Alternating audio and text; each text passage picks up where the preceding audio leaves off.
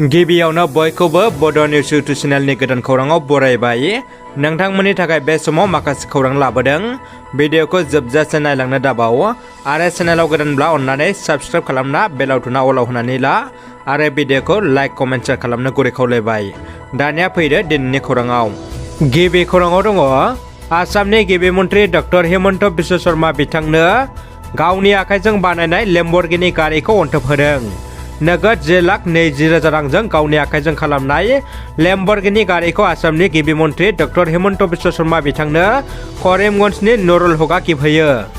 उदालगुरि जिल्लानि रौतायाव जानो गोनां दुलाराय बर' फरायसा आफादनि 55थि बोसोरसालिया जथुम्मानि रायदाव आफादा रौता सारिआलियाव थानाय फोसावदिं गाहाय मावखुलियाव दिनै खौरां मेलनि गेजेरजों मोनसे मिथिसार फोसावदों। रायदाव आफादनि मासिगिरि रबीन्द्र मोसाहारिया दिनै माखासे गोनां खोथाफोरखौ फोसावो आरो जथुम्माखौ जाफुंसार खालामनो गासै रायजो राजाफोरनि मदद आरो हेफाजाब हास्थायना खावलायहरो। जोबोद दुखुनि खौरां, सासे गोख्रों समाज सिबियारि बुद्धेश्वर दैमारिया बे बुहुमाव गैलिया। क'क्राझार जिल्लानि सिङाव थानाय सुखानजरा गामिनि थागिबि आजिरा मोननाय फोरोंगिरि, समाज सिबियारि लोगोसे सासे गोख्रों हारिमु सिबियारि सुबुं बुद्धेश्वर दैमारिया कभिड-19नि समनिफ्रायनो बेरामजों नाख्रेबजानानै दंमोन। अदेबानि बिथांनि देहाया राफोदैनो दंमोन। नाथाय बिथाङा मैया 29 नबेम्बर खालार मोनाबिलिनि 8 रिंगासोआव हरखाब सुखानजरानि गावनि आंगो डेरायाव जोबथाहांबोयो। मख'जाथावदि रुंसारि बुद्धेश्वर दैमारिया मागुरमारि एम.इ. फरायसालिनि आजिरा मोननाय फोरोंगिरिमोन। लोगोसे सुखानजरा हालामनि गिबिसिन आरो गागि सासे रेडिअ' आर्टिस्टमोन। समाज सिबियारि आरो गोख्रों हारिमु सिबियारि बुद्धेश्वर दैमारिनि रुंसारि जानायाव गावनि फोरोंगिरि लोगोफोर, ओनसोलनि गुबुन गुबुन हारि माहारिनि सुबुंजों लोगोसे एम.एल.ए. लरेन्स इस्लारि आरो बनरगाव दखरा एफसिनि गाहाय नेहाथारि बिकास मुसाहारि बिथांमोना जोबथा बिदाय होनायजों लोगोसे नखरनिसिम गोथौ दुखु मोननाय फोरमायदों। दानिया फैदो गुबुन मोनसे खौराङाव।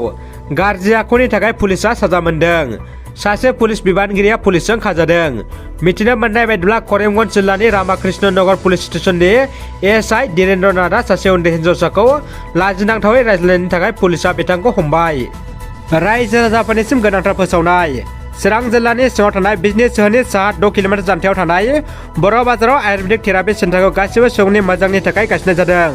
बेनिखायनो माखासे साननि सिगांनिफ्रायनो सोरनिबा देहाया सानाय सुनायजों भुगिना दंब्ला फाहामथाय लाफैनो हागोन आरो गाहामसावस्रि सुबुङाबो गावनि देहाखौ मोजां रिलेक्स खालामनाबो लानो हागोन। बेनि अनगायैबो जेरै सिं सानाय, हान्थु सानाय, मिजौनाय, मोदोम सानाय, जरा जरा सानाय, गोदना सानाय, पेरालाइसिस आरो जिन मोननाय बायदि बायदि गोबां प्रब्लेम गोनां सुबुंफ्रा फाहामथाय लाफैनो हागोन।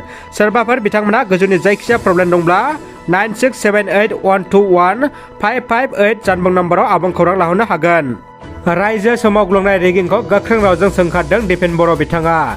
डिब्रुगड़ इउनिभार्सिटियाव बारग' फरायसाफ्रा गोदान फरायसाफोरनि सायाव रेगिं खालामनाय जाथायनि सायाव गोख्रोङै जर'खा नायबिजिरना साजा होनांगौनि दाबि दैखांदों एबसुनि आफादगिरि दिपेन बर' बिथाङा।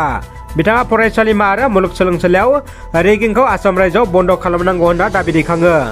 दानिया फैदो जोबथा खौराङाव। बनसुनि बारग' बुंथिगिरि लोगोसे आर.के. लाइभ खौरांनि बिगोमा आरो आगु समाव इउपिपिएलनि चेयारमेन होनना मिथिमोननाय गोबां दान्थे बिदान्थेनि आवथायाव थानाय रंगल बर'आ दिनै फिन इउपिपिएल दोलोआव जइन जाबाय। बनसुनि बारग' बुंथिगिरि बिथां रंगल बर'आ दिनै क'क्राझारनि मिरु इउपिपिएल मावख'आव इउपिपिएल दोलोनि दैदेनगिरिफोर फैला जे बरगयारि, राजकुमार नार्जारि, एम नीलोत्सर गियारि नुजाथिनायाव इउपिपिएल दोलोआव जइन जायो। इउपिपिएल दोलोआव जइन जानाय रंगल बर' बिथांखौ आर'नाइ आरो इउपिपिएल दोलोनि माफ्लाजों बरना लायो। मख'नो गोनांदि इउपिपिएल दोलोआव जइन जानाय रंगल बर'आ इउपिपिएल दोलोनि मा बिबान रुजुनगोन बे समाव मिथिनो मोननाय जायाखै। उननि समाव बिनि माबाफोर आपडेट मोनोब्ला नोंथांमोननो खौरां होनो नाजागोन।